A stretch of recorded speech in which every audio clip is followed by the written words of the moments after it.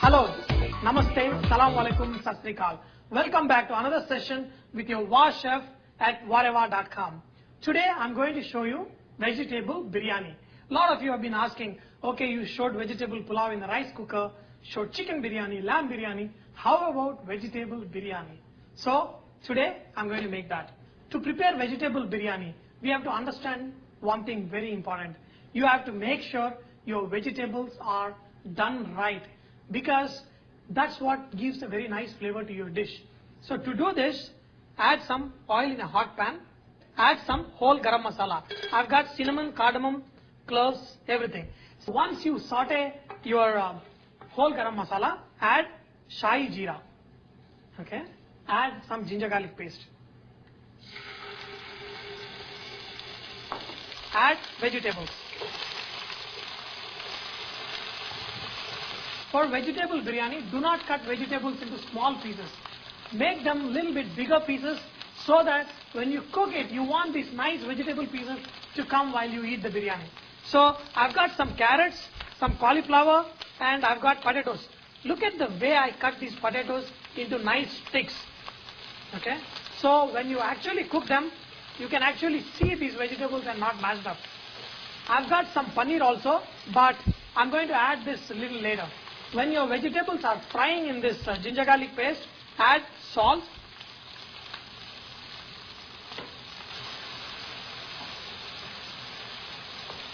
in this preparation, we are going to cook the vegetables till they are 70% done, and then you add rice on top over it.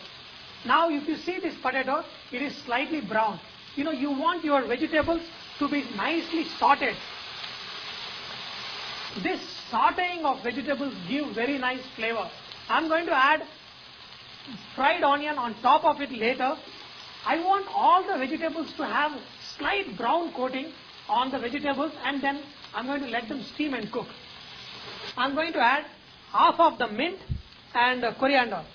See, this mint gives very nice biryani flavor to the rice dish. And then I'm going to add some green chili. I've cut them really big pieces. You want this green chili to be big pieces because you don't want them to disappear into this preparation. Every time I add chili powder, turmeric, and coriander powder, cumin powder, and I make my own biryani masala. But today I'm going to use the store-bought biryani masala so that a lot of you can use this way. Just use just one packet of biryani masala powder. Okay. So now if you notice, all my spices are coated very well on these vegetables. Okay.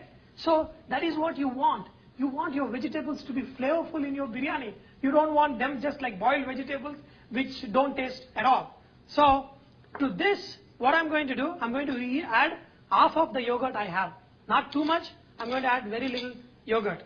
So at this point of time, I'm going to add some of the paneer I have. To be very effective, always use a bigger pan, like the non-stick pan like what I am using, and that way the water evaporates faster and you get your vegetables very nicely coated with the masalas. Whether you take a piece of potato or you take a piece of cauliflower or carrot or even paneer, see, all of them have a very nice coating of these masalas, and I'm going to keep it aside. I have soaked rice for almost 1 hour now. Usually if you soak it for 30 minutes, it's good. So, and also remember, you should buy basmati rice which by itself smells really nice. So I've got here some water boiling. I'm going to add some oil to it. If you want, you can add some garam masala. I'm going to add shahi jeera and some cloves and cardamom. So it's up to you. If you want to add, you can add. I'm going to add to this preparation. Bring it to boil. But remember one thing, since I have soaked this rice so long, this rice is going to just cook in less than 3-4 minutes. Vegetables are 70% done, so I'm going to cook this rice also till it is 70% done. Rice is almost getting done, so we are going to drain this rice. Check this. This is almost 70% done. I take some of these, half of these vegetables. Okay, I'm going to divide into 2 portions, and I'm going to spread the first portion on bottom of this vessel. Okay, and then to this bottom portion, I'm going to add some more yogurt. Okay. And then I'm going to add some nuts, some cashew nuts, some almonds, and then I'm going to heat it up a little bit and check the seasoning. If you want to add a little bit more salt, you can add. Okay. And then sprinkle some of this fried onion. Okay. Make sure the flame is very dim, and then put half of this rice. Okay. Excellent. And then on the top, I'm going to use little bit of these vegetables, a little bit leftover vegetables. Okay. Look at this. All these vegetables have a very nice flavor, and they're going to remain so flavorful. You add some of this fried onion. See, this fried onion gives very nice sweet flavor to your rice biryani. Okay. And then sprinkle the rest of the rice. Now on top of this, we're going to put some more chopped coriander and the mint leaf that is left. At the last, what we'll do is we're going to sprinkle a little bit of saffron color. While I was a kid, my mom always, whenever she made vegetable biryani, she used to add some fried bread. From the double ka meetha, I kept some of this bread. So what I'm going to do, I'm going to put it on top of this. Okay. So after you're done adding the color, the bread, everything, just cover this with a lid. Okay. Now, I know a lot of you are getting this chicken biryani, lamb biryani without getting burnt. But some of you are still unable to figure out, and you're thinking maybe, there is something wrong with the recipe. Trust me, professional chefs will never have the bottom burnt, because they're very careful. But a lot of you, if you're just starting off, it is a problem that you'll all face. So I found one more method how we can avoid that completely. So to avoid this burning, we have something called as hot bain-marie. That is what we do to keep food hot. And a lot of times when we make desserts in bakery, we use a bain-marie so that it doesn't burn at the bottom. Bain-marie is nothing but a bigger vessel in which there is some water. What you do, you take this biryani container and put it on top of that. When you put water at the bottom in a bigger vessel and then you put another vessel on top, this is your washed up guarantee that it will not burn. I have been cooking this vegetable biryani in the bain-marie for last 30 minutes. Okay, now the biryani is almost done. So let's understand this bain-marie one more time.